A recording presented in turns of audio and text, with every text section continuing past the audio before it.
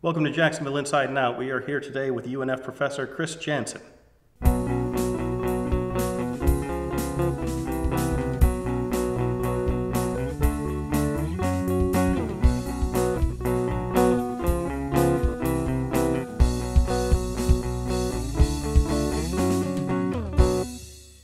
We're here with Chris Janson, a UNF professor. Your focus is community development, community youth development.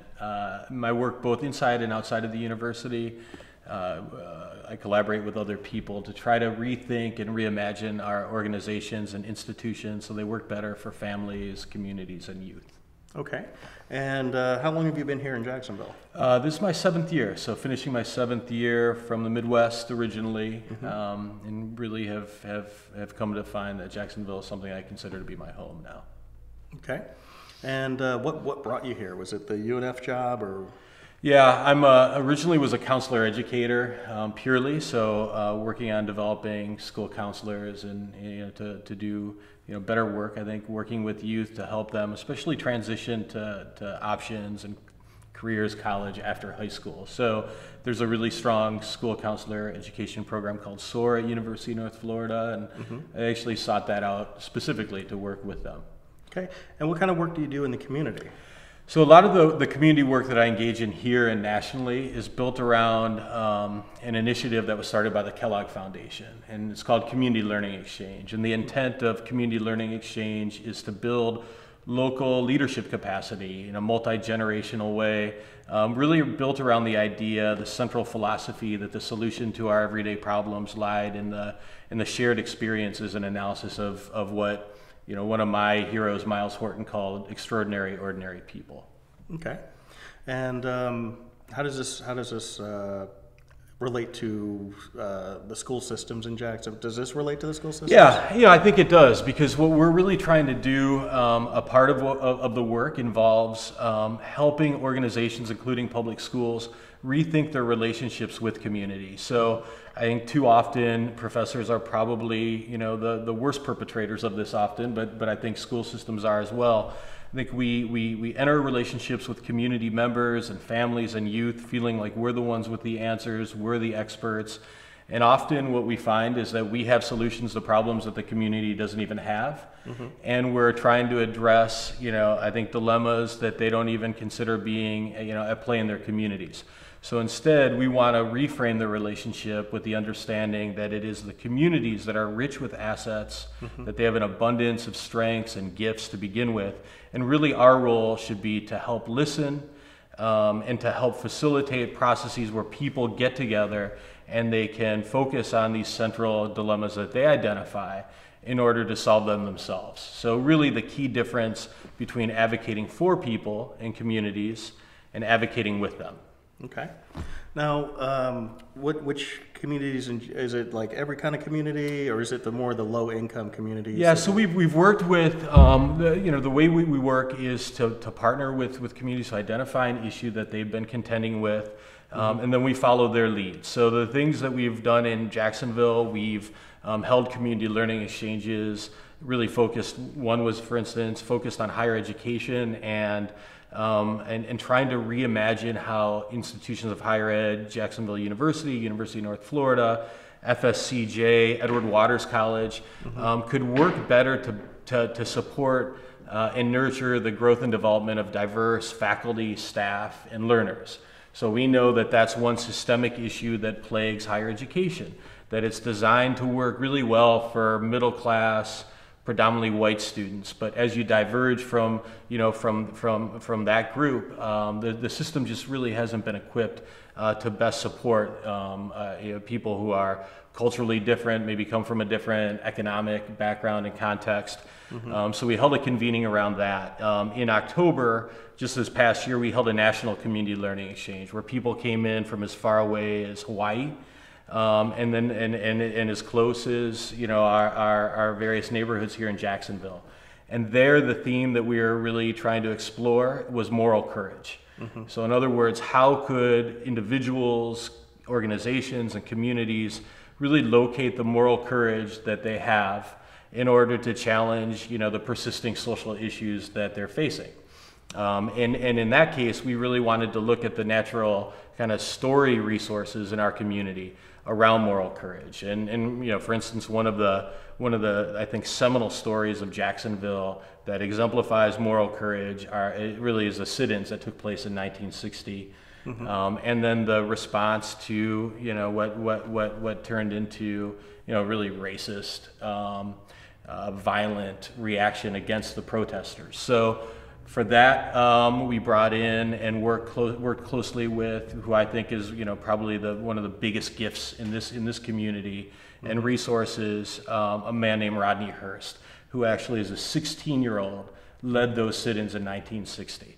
So it was a great example of youth-adult partnership. Rutledge Pearson was a high school teacher who was working as a mentor to Rodney and a number of other youth. And that really led to, you know, in our view, probably the most social progress in Jacksonville over probably the last 100 years. So that story is one that we think should be highlighted and told and examined so we can de-thread it and figure out what kind of parts of that could be used to really prepare and develop the next generation of, in this case, civil rights leaders, but people who are ready to pick up the next generation's challenge of social issues. And so that's you know, I guess a more recent example of a community learning exchange that we've held. Okay. And are there any other kind of things like after-school programs, or do you focus more on older kids, younger kids? Where's the? Yeah, you know, so it's one of the premises of our work is that it's multi-generational. That we think that youth voice is often underutilized and minimized. And so generally adults in the room not only behave better, but learn more when youth are there to provoke their spirits and to challenge their ideas and to contribute in all the different ways that they can.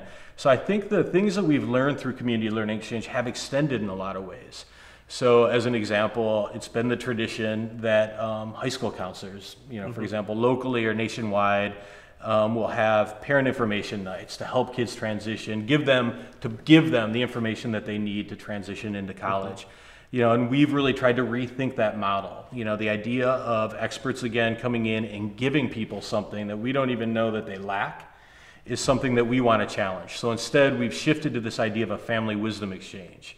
So who are the elders in the families, the older siblings who have already made that transition and could best model and mentor youth who are now at that cusp. So we think that the ideas and the methods and the social technologies of the community learning exchange, we see evidence now, sometimes because we just directly implement them into different settings, but we see them being really kind of co-opted by different organizations and movements, and we find that very gratifying, that it's something that catches because it works. Okay. We'll be back in just a few moments with more with Chris Janson.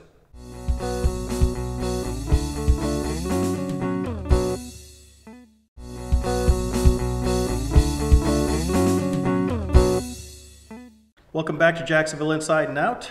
Chris Janson. We were just talking about community, youth groups, getting the youth more involved. Now we were talking about getting ready for college and utilizing people in a family who've already made that transition. Now, how do you do that when you're talking to, say, a working single mom or single dad? They've got their kid or kids, and there's really nobody in the family who has gone to college. Yeah, I think first and foremost, what we really try to do is work with the people, working with those families and communities to really help challenge their own thinking about how they view them in the first place. So I think one thing that typifies the way that many people outside of, you know, for example, higher poverty neighborhoods look at those communities is through the lens of deficits. That there are things lacking, you know, that there's a presupposition really that a single mother is not able to attend to the needs of her children. And we dispute that because we think that there's other people in the neighborhood who can help meet those needs. And we think often, it's built into the family system itself. Really kind of bringing it back to the idea that the best learning takes place within the context of family. And as we know, families, you know, can mean different things to different people. So I know that, you know, one thing that I've really tried to do is live this work myself. And I have two young sons, 10 and 13, and and the more I recognize and really continually learn the lesson that their needs are best met by this broader family that has developed, I think, around us. So although there's only 4 people living in our home, I have friends and neighbors and colleagues and and folks that I've met who are doing similar work who can help my kids in ways that I can't. And really, I think that brings me a lot of hope, and I think that there's a lot of promise in that. It's the little things that we do that can help build that kind of community around you, and most people are already doing those things. So I think being more purposeful about it, can be remarkable. The first time I actually was involved with this national movement of community learning exchange, I remember returning from a 4-day weekend in Washington, D.C. It was held at Howard University.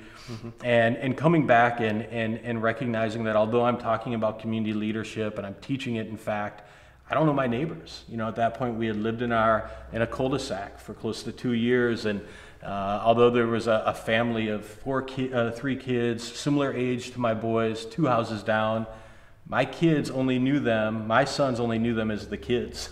They were largely anonymous, to us. Later, after we built relationships with them, we found out that the DeLugdugs knew our boys as the boys. So shattering and breaking through, I think, the anonymity that's built into our social structures sometimes is an important first step. And really what it took for my wife and I was a kind of a recommitment to know our neighbors and to let them know in a way that was non-threatening that we want to be in a relationship with them. We want to be friends and know well the people who are living around us. And from that we were able to see real huge changes that took place just within our neighborhood. The people living between us at the time did not have kids. They later did. But in talking to that neighbor, he said, "Oh, you know what? I've got this incredible, maybe this is an asset. The way you're talking about things that sometimes we write off, but there's a beat-up portable basketball hoop in our backyard, and maybe we can fix it up and roll it out and see what happens." And just even that step, what it did was serve as almost like a recreational magnet to kids in the neighborhood. So not only now was the family 2 houses down, where their kids engaged with mine, but other kids from down the street came down. And as is often the way, kids start breaking through some of those social barriers, and the adults do as well. So really that was a catalyst for change, and it was one, kind of small thing built on some smaller conversations. And so those are some of the things that we're really trying to focus on, is help people who may think on the outside, because they've been told this by outsiders, that they are lacking in fundamental resources to meet the needs of their kids or their of the neighbor next door. That really they're probably doing things already that can lead to sustainable kind of social interactions and networks. And so if we can enliven people's, I think, imaginations to recognize those possibilities, then they can see the resources that actually exist among them already. Well, I think years ago that used to happen naturally. So I remember growing up in the 80s in LA and New York, you would just go hang out and you would play stickball and you play baseball and you play with other kids in the neighborhood. And it just sort of happened. My mom was never around, so you wouldn't hear of this now, but walking to school in South Central LA and just several miles, and same thing in New York, just walking several miles to school, and no one thinks twice about it. Now 2 kids walking alone, and somebody calls the cops because they must be missing. That's right.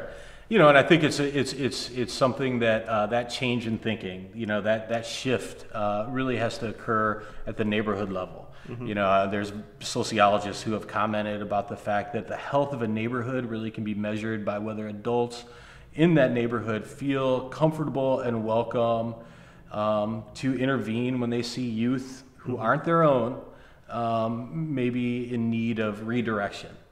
So when myself as a neighbor can recognize that there are youth who need to be redirected in the neighborhood in a way that where the kids themselves recognize that it's coming from a place of support and with their own best interests in mind, that's what creates healthier communities. And like you said, there are various times in our history where perhaps it's happened much more frequently. I think it still happens. I think sometimes we don't recognize it for what it is, and sometimes the paradigm that we move from is, tends to be more of a white middle-class suburban, I think purported ideal. I think if you look at communities that are culturally different and diverse sometimes, or maybe even communities that are written off too often because they're not as affluent, that those same kind of social networks still exist. So I think that it's the kind of the white suburban context where people can learn from other communities. I think that maybe the deficit really exists in those neighborhoods where people come home and they pull directly into their yard, into their garage. They have maybe the equivalent of an outdoor man cave in their backyard, but there aren't front porches.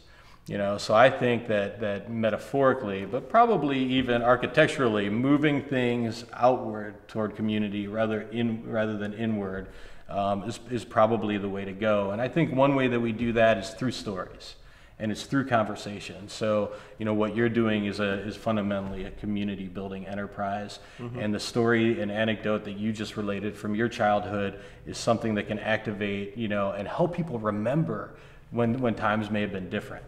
And so if we can remember those things, we can start implementing them in intentional ways in our present day. Well, how did we go from that kind of a community to the communities we have now, where everybody's kind of closed off? Was that a function? Is that a function of fear? Is that a function of that kind of sitcom ideal that has been perpetuated over and over again, and so many people kind of have this idea that the 1950s were the greatest because of Leave It to Beaver and things like that, and I mean, is it that, or is it more fear, or is it some sort of combination of that? Maybe I think a combination of things. Definitely it seems like the media generally focuses on stories that can invoke and provoke fear in other people. That idea of stranger danger is not necessarily borne out in the data. Generally I think when there's when there's offenses or crimes committed against youth, it tends to be somebody that the family knows rather than a stranger, down the street. So, I think that we've been maybe too reliant on our stories being told about us in general, whether that's through the media, whether that's through, media being news, but also through film and fiction. And I think what we have to do is really kind of think about what are the counter stories, what are the counter narratives, that really suppose something very different. That it's really the strength of any community, any country really lies in its interactions among, people who live next door to you, who live down the street, rather than the experts who are located in a political office or even at the university.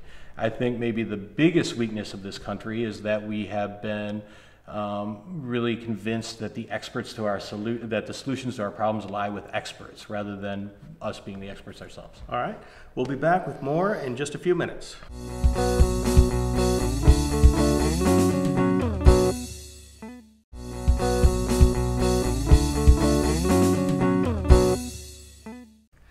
Welcome back to Jacksonville Inside and Out. We are here again with Chris Janson. We were talking about fear and how it's really kind of changed community dynamic over the years. Now, you were talking about, during the break, you were talking about something about some of the corporate interests that are involved in there, or big company interests.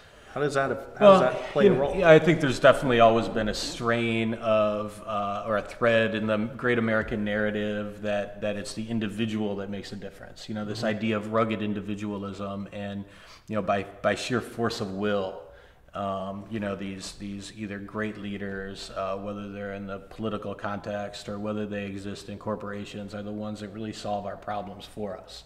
And I think that there's, there probably are, if you peel back the layers, kind of a corporate interest in that, because if you commodify expertise, if expertise then becomes something that exists outside of a family and outside of a community, then you have to pay for an intervention to be able to help, address the issues that might exist within the family, within the community, within the organization. Rather than really thinking about, again, the resources that already exist in a communal way. So I think that's something that has been challenged periodically throughout our nation's history and continues to. I find a lot of wisdom and value in the work of Miles Horton at the Highlander Center. That was this incredible American institution that's rarely known about and rarely talked about and rarely taught around. And so Highlander really started out through Miles Horton's, I think, challenge that he saw within Appalachian communities. That these were communities where really government intervention and different social agencies were not meeting the needs of the people anyway. Mm-hmm. And so he was really plagued by that, really by that conundrum. And so he sought out, internationally, different methods in which people came together to address, the enduring social issues that they're facing, and doing it together. So the Highlander Center first became one of the training grounds for the labor movement in the South, but because they were insistent that they not do that in a segregated way, it really became the first desegregated movement and organization in the South.